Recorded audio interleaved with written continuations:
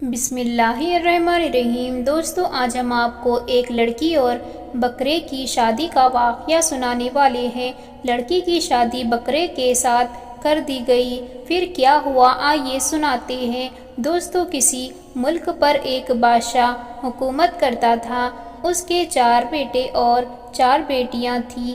ایک بار وہ بہت زیادہ بیمار ہو گیا تو اس نے اپنے 4 بیٹوں کو اپنے پاس بلایا اور اپنے بیٹوں سے وہ کہنے لگا، میرے بیٹوں، میری موت کا وقت قریب آ چکا ہے۔ یہ سنتے ہی اس کے 4 بیٹے زاروں خطار رونے لگے۔ بادشاہ نے کہا، بیٹا خاموش ہو جاؤ، میری بات کو غور سے سنو، میں جو بات کہتا ہوں اس پر ضرور عمل کرنا۔ 4 بیٹے ایک زبان ہو کر کہتے ہیں، جی ہاں ابا حضور۔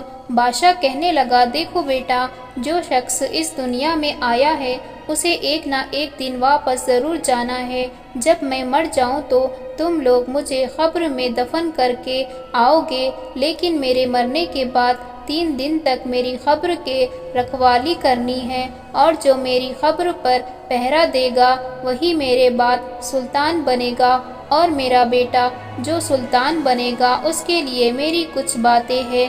بادشاہ کہنے لگا کہ جو بیٹا سلطان بنے گا وہ اپنی بہنوں کا خوب خیال رکھے گا، اور جیسے ہی بہنیں شادی کے لائق ہو جائے اس کی فوراً شادی کر دی جائے۔ اور شادی کرنے کا طریقہ یہ ہے کہ جو کوئی بھی آ کر تمہاری کسی بھی بہن سے شادی کرنے کی خواہش ظاہر کرے تو تم اس سے اپنی بہن کی شادی کر دینا، اور آنے والا کوئی انسان ہو یا جانور ہو یا آسمان پر اڑنے والا کوئی پرندہ بھلے کیوں نہ ہو، وعدہ کرو کہ تم اپنے باپ کی اس وصیت پر ضرور عمل کرو گے۔ 4 بیٹوں نے ایک زبان ہو کر قسم کھائی کہ ہم عہد کرتے ہیں کہ، لیکن وہ 4 اپنے دل ہی دل میں بہت حیران تھے کہ ہمارے باپ نے بھلا کیسی وصیت کر دی ہے۔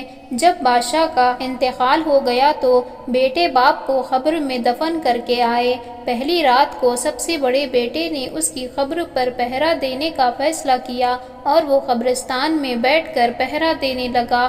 آدھی رات ہوتے ہی قبرستان سے خوفناک آوازیں آنے لگی، جیسے کوئی بدرو چلا رہی ہو۔ اس کا بدن خوف سے تھر تھر کانپنے لگا، اور صبح ہوتے ہی پہلے ہی وہ قبرستان سے نکل کر بھاگ آیا۔ دوسری رات دوسرا بیٹا پہرا دینے کے لیے قبرستان میں آیا، اور اس کے ساتھ بھی یہی ہوا۔ تیسری رات تیسرا بیٹا اپنے باپ کی قبر پر پہرا دینے کے لیے آیا، اور اس کے ساتھ بھی یہی سب کچھ ہوا۔ چوتھی رات سب سے چھوٹا بیٹا قبرستان جانے کے لیے تیار ہوا۔ وہ سب بھائیوں سے خوبصورت اور سمجھدار تھا۔ اس نے اپنی تلوار کو کمر سے باندھ لیا اور قبرستان میں جا پہنچا۔ اس سمجھدار لڑکے کا نام احمد تھا۔ وہ اپنے باپ کی قبر پر پہرا دینے لگا۔ اس نے تلوار کو نکال کر اپنے ہاتھ میں پکڑ رکھا تھا۔ اس نے اپنے بڑوں سے سن رکھا تھا کہ تلوار سے بڑے بڑے خبیث درندے خوف کھا کر چلے جاتے ہیں۔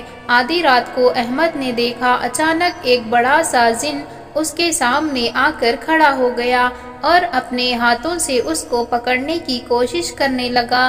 احمد نے جب اس کے ہاتھوں کی طرف دیکھا تو اس کے ہاتھ کسی بلا کے پنجے کی طرح تھے، وہ مڑے ہوئے تھے۔ احمد نے اپنی تلوار سے اس کا ایک ہاتھ کاٹ ڈالا، اور وہ جن چیخ پکار کرتا ہوا وہاں سے بھاگ گیا۔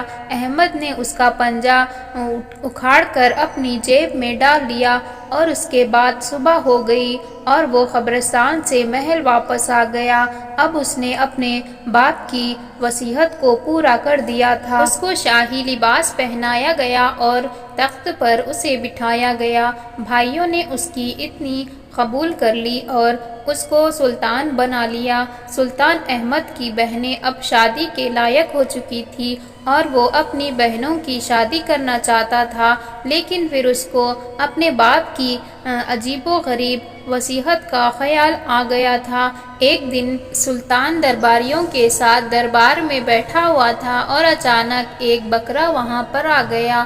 بکرا سلطان کے قریب آیا اور انسانی آواز میں السلام علیکم کہنے لگا، اور کہنے لگا کہ اے سلطان احمد، میں آپ کے پاس ایک خواہش لے کر آیا ہوں اور امید کرتا ہوں کہ آپ اپنے محروم والد کی وصیت پر عمل کرتے ہوئے میری خواہش کو ضرور پورا کریں گے۔ بکرا کہنے لگا میں آپ کی بڑی بہن سے شادی کرنا چاہتا ہوں۔ سلطان احمد یہ سن کر بڑا حیران ہوا کہ یہ کیسے ممکن ہے، میں اپنی بہن کی شادی ایک بکرے کے ساتھ بھلا کیسے کر سکتا ہوں؟ سلطان نے کہا نہیں، ایسا نہیں ہو سکتا۔ بکرا کہنے لگا آپ نے میرے مرے ہوئے باپ کی وصیت کو یاد کرو، اس نے تم سے کہا تھا نا۔ سلطان اب مجبور ہو گیا۔ سلطان احمد نے آخر کار نہ چاہتے ہوئے بھی اپنی بڑی بہن کی شادی اس بکرے کے ساتھ کر دی اور وہ بکرا دلہن کو ساتھ لے کر چلا گیا۔ سلطان کو اپنی بڑی بہن اور بکرے کے بارے میں کچھ بھی پتہ نہیں تھا کہ وہ آخر اس کو لے کر کہاں گیا ہے۔ سلطان احمد نے سوچا اب اپنی دوسری بہن کی شادی جلدی سے کر دیتا ہوں، کہیں ایسا نہ ہو جائے کہ پھر سے کوئی پرندہ یا کوئی جانور آ جائے۔ اگلے روز سلطان تخت پر بیٹھا ہوا تھا کہ ایک جن نمودار ہوا۔ اس کے ہاتھوں پر لمبے لمبے بال تھے اور انگلیوں میں نہایت ہی قیمتی انگوٹھیاں پہن رکھی تھی۔ اس نے کہا میں تمہاری بہن سے شادی کرنا چاہتا ہوں، امید ہے کہ تم انکار نہیں کرو گے۔ سلطان نے اپنی بہن کی شادی اس کے ساتھ کروا دی۔ وہ اپنی دلہن کو لے کر وہاں سے چلا گیا۔ سلطان احمد اپنی بہنوں کے بارے میں سوچ کر بہت زیادہ پریشان رہنے لگا تھا۔ محل کے وزیر نے کہا سلطان اب آپ کو بھی شادی کر لینی چاہیے۔ سلطان احمد کہنے لگا شادی تو کرنی ہی ہے، سوال یہ پیدا ہوتا ہے کہ مجھے لڑکی کہاں ملے گی جو خوبصورت بھی ہو، سمجھدار بھی ہو اور وفادار بھی ہو۔ وزیر کہنے لگا ہم آپ کے لیے ایسی لڑکی کو ضرور تلاش کریں گے۔ سلطان احمد کی سلطنت سے کافی دور سفر پر پہاڑوں کی چوٹی پر ایک خوبصورت قلعہ تھا۔ اس خوبصورت قلعے کے اندر ایک خوبصورت شہزادی رہتی تھی۔ اس شہزادی کا نام ثنا تھا۔ ثنا کے ماں باپ کا انتقال ہو چکا تھا۔ شہزادی کے کمرے میں ایک عجیب آئینہ بھی تھا۔ وزیر نے محل کی سلطنت کو سنبھالا ہوا تھا۔ شہزادی نے اپنی دایا سے کہہ دیا میں محل میں رہ کر تنگ آ چکی ہوں اور باہر کی دنیا کو دیکھنا چاہتی ہوں، میں علم حاصل کرنا چاہتی ہوں۔ دایا بھی اس کو اپنی بیٹی کی طرح مانتی تھی۔ شہزادی بولی محل کو جو وزیر نے سنبھال رکھا ہے اور رعایا بھی بہت خوش ہے، ہم کہیں چلتے ہیں۔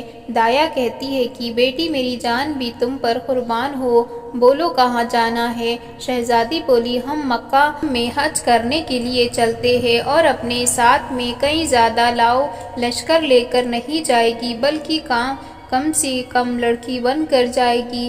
راستے میں ڈاکوؤں کا خطرہ بھی ہے جو لوگوں کو لوٹ لیتے ہیں، ہم اپنے ساتھ بس 2 نوکروں کو لے کر چلتے ہیں۔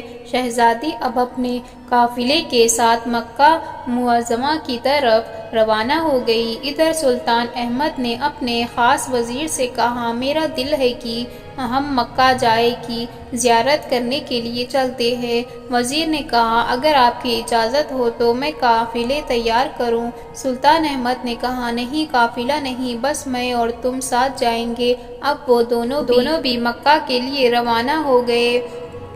شہزادی کے چھوٹے سے قافلے سے اس کی ملاقات ہو گئی۔ شہزادی نے نوکروں نے بتایا ہم مکہ شریف کی زیارت کے لیے جا رہے ہیں۔ سلطان احمد نے نوکروں سے کہا چلو ہم بھی ان کے ساتھ چلتے ہیں اور اس طرح ہم سب چاروں سے بھی بیچ جائیں گے اور یہ 2 خواتین بھی زیادہ لوگوں کے ساتھ محفوظ رہے گی۔ نوکروں نے آ کر شہزادی ثنا کو بتایا وہ لوگ اکثر مکہ مکرمہ کا سفر کرتے رہتے ہیں اور راستوں سے واقف ہے، ہمارے ساتھ ملنا چاہتے ہیں۔ شہزادی نے بڑی خوشی سے اپنے ساتھ ان کو سفر کرنے کی اجازت دے دی۔ سلطان احمد نے اپنے آپ کو تعزیر ظاہر کیا اور شہزادی نے اپنے آپ کو حجاب میں چھپا رکھا تھا۔ سلطان احمد نے تو شہزادی کا چہرہ تک نہیں دیکھا، لیکن شہزادی نے سلطان احمد کو اچھی طرح سے دیکھ لیا تھا۔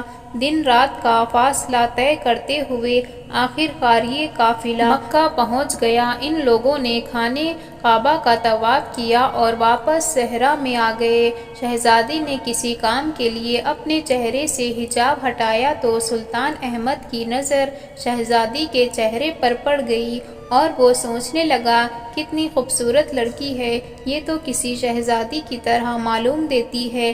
شہزادے احمد نے سوچ لیا، میں اسی کے ساتھ نکاح کروں گا۔ رات ہوتے ہی سلطان احمد نے اپنے خاص خادم سے کہا، مجھے وہ لڑکی بہت پسند آئی ہے، تم پتہ کرو کہ اس کی شادی ہوئی یا نہ ہوئی، میں اس سے نکاح کرنا چاہتا ہوں۔ سلطان احمد اپنے خادم سے کہنے لگا، اس لڑکی کے ساتھ وہ جو بوڑھی دایا ہے، اسے اس کا حال پوچھو اور پوچھو وہ لوگ کون ہیں اور وہ کہاں سے آئے ہیں۔ اگلی صبح خادم دایا کے پاس پہنچا اور اس سے جا کر باتیں کرنے لگا اور باتوں باتوں میں شہزادی ثنا کے بارے میں ساری معلومات لے لی اور آ کر سلطان احمد کو ساری باتیں بتا دی اور کہا، مبارک ہو، وہ بھی آپ ہی کی طرح ایک شہزادی ہے اور وہ شہزادی کے کمرے میں ایک سنہرا آئینہ بھی لگا ہے جو اس کو ہر روز یہ بتاتا ہے کہ اس کی شادی ایک سلطان کے ساتھ ہوگی۔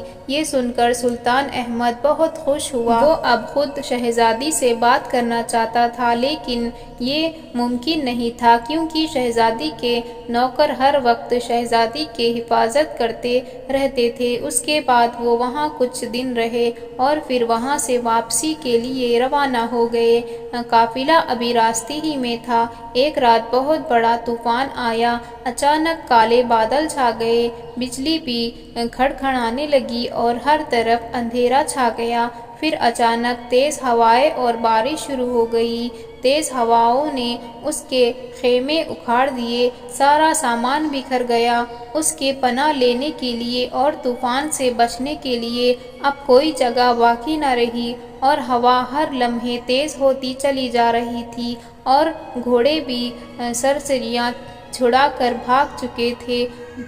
بوڑھی دایا یہ سب کچھ دیکھ کر بہت پریشان ہوئی۔ آخر اب کیا ہوگا؟ شہزادی نے کہا، دایا آپ پریشان نہ ہو، میرے پاس ایک مقدس تعویذ ہے اور یہ مجھے میری محترمہ والدہ نے دیا تھا۔ اس نے تعویذ ہاتھ پر رکھا اور کچھ کہا۔ ابھی شہزادی کا یہ کہنا ہی تھا کہ ایک بہت بڑا سا جن سامنے آ کر کھڑا ہو گیا۔ یہ جن وہی تھا جس سے شہزادے احمد کی بہن سے شادی ہوئی تھی۔ شہزادی اس بارے میں کچھ بھی نہیں جانتی تھی۔ شہزادی نے کہا، ہمیں کسی اچھی محفوظ جگہ پر پہنچا دو۔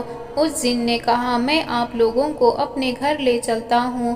جن ان لوگوں کو اپنے محل میں لے گیا اور محل کے آس پاس بڑے بڑے باغ موجود تھے۔ اتنے میں ایک لڑکی محل سے باہر آئی۔ شہزادے احمد نے دیکھا وہ اس کی بہن تھی۔ وہ خوشی سے اپنے بھائی کے گلے لگتی ہے اور پھر اس کے ساتھ لے کر محل کے اندر جاتی ہے۔ سلطان کہنے لگا، یہ جن کیا تمہارا شوہر ہے؟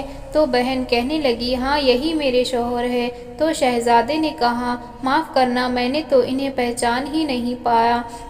بہن کہنے لگی، اللہ کا بے پناہ کرم اور احسان، میں ان کے ساتھ بہت خوش ہوں۔ سلطان احمد کہنے لگا، میں اللہ کا شکر ادا کرتا ہوں کہ تم اپنے شوہر کے ساتھ بہت خوش ہو، ورنہ میں تو ڈر گیا تھا کہ پتہ نہیں یہ جن تمہارے ساتھ کیا سلوک کرے گا۔ سلطان احمد کہنے لگا، اگر آپ کی وصیت نہ ہوتی تو تمہاری شادی کبھی بھی ان کے ساتھ نہ کراتا۔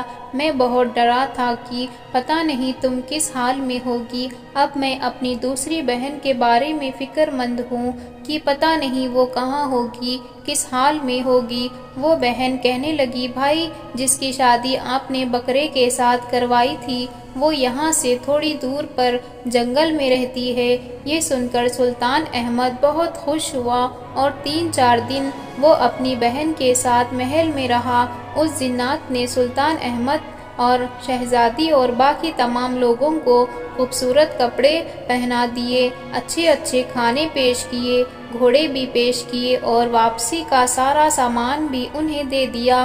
پھر وہ لوگ وہاں سے سب سے اجازت لے کر بکرے کے محل کی طرف روانہ ہو گئے۔ سلطان کا قافلہ اب جنگل کی طرف روانہ ہو گیا۔ اس جنگل میں ایک عالیشان مکان تھا۔ سلطان احمد سمجھ گیا یہی میری بہن کا گھر ہوگا۔ بکرے نے سلطان احمد کو دیکھتے ہی پہچان لیا اور سلطان احمد نے اس بکرے کو بھی پہچان لیا۔ بکرے نے کہا، آئیے آئیے، خوش آمدید، میرے محل میں تشریف لائیے۔ جب وہ لوگ محل کے اندر آئے تو دیکھا بہت سارے نوکر چاکر محل کے کاموں میں مصروف تھے، بہت ساری کنیز کام کر رہی تھی۔ دیکھا کہ بہن خوبصورت لباس پہنے ہوئے چلی آ رہی ہے۔ بہن نے بھائی کو دیکھا، گلے لگا کر خوب روئی اور کہنے لگی، بھائی میں آپ سے ملنا چاہتی تھی، لیکن نہ میں یہاں کتنی دور خوش ہوں اور یہ بڑا سا عالیشان محل میرا ہے۔ اس کے بعد بکرے نے بہت التجا کی، آپ لوگ کچھ دن کے لیے میرے یہاں رک جائیے۔ سلطان احمد اور شہزادی وہاں پر کچھ دن رہے۔ اس بکرے نے اس مہمانوں کی دل جان سے خدمت کی، ہر طرح کے کھانے پیش کیے۔ سلطان نے وہاں پر شہزادی سے اپنے دل کی بات کہہ دی اور شہزادی بھی اب سلطان کو پسند کرنے لگی تھی۔ سلطان احمد نے یہ بات اپنی بہن کو بتائی اور وہاں پر اس کی دھوم دھام سے شادی کر دی گئی۔ شادی کے بعد وہ بھی وہاں پر کچھ دن ساتھ رہے اور جب جانے لگے تو سلطان احمد نے بکرے سے کہا، تم نے ہماری بڑی خدمت کی ہے، میں نے اس طرح کی مہمان نوازی زندگی میں کبھی نہیں دیکھی، میں تم سے بہت خوش ہوں، کاش میں اس قابل ہوتا کہ تمہاری بھی کوئی خدمت کرتا، اگر میرے لائق کوئی کام ہو تو ضرور بتائیے گا۔ بکرا کہنے لگا، ضرور بھائی، ایک کام ہے جسے تم کر سکتے ہو، اگر تمہیں کہیں کسی جنات کا کٹا ہوا پنجہ مل جائے تو میرے پاس لے آؤ، میں اسے آگ میں پھینک کر اپنی اصلی انسانی شکل میں واپسی آ جاؤں گا۔ سلطان احمد نے جب یہ سنا تو بڑا تعجب ہوا، تم نے پہلے مجھے یہ بات کیوں نہیں بتائی؟ میری جیب میں ایک پنجہ موجود ہے، میں نے اپنے باپ کی قبر کی رکھوالی کی تھی جب وہاں پر ایک جنات آیا تھا اور میں نے اس کا پنجہ کاٹ کر اپنی جیب میں ڈال دیا تھا، اور میں نے اس لیے ہی اس کو جیب میں رکھا تھا کیونکہ مجھے معلوم تھا اس کے پنجے جادو کا توڑ کرنے میں بہت کام کرتے ہیں۔ یہ سن کر وہ بکرا بہت ہی خوش ہوا۔ بکرے نے وہ پنجہ آگ میں جلایا، جیسے ہی وہ پنجہ آگ میں جلا تو وہاں سے بکرا غائب ہو گیا اور ایک حسین نوجوان سامنے آ کر کھڑا ہو گیا۔ یہ دیکھ کر سبھی لوگ بہت خوش ہوئے اور ایک عالیشان جشن منایا گیا۔ اس کے بعد سلطان احمد شہزادی کو اپنے محل میں واپس لے آتے ہیں اور ایک عرصے تک ان دونوں نے اس ملک پر حکومت کی۔ دوستو، ہم جانتے ہیں کہ آج کی ویڈیو بہت ہی لمبی تھی لیکن کافی انٹرسٹنگ بھی تھی۔ آج کی ویڈیو میں بس اتنا ہی، اور ویڈیو کو لائک اور چینل کو سبسکرائب کرنا نہ بھولے تاکہ آنے والی ایسی ہی ویڈیو کی نوٹیفیکیشن آپ تک پہنچ سکے۔ اب ہمیں اجازت دیجیے، اللہ حافظ۔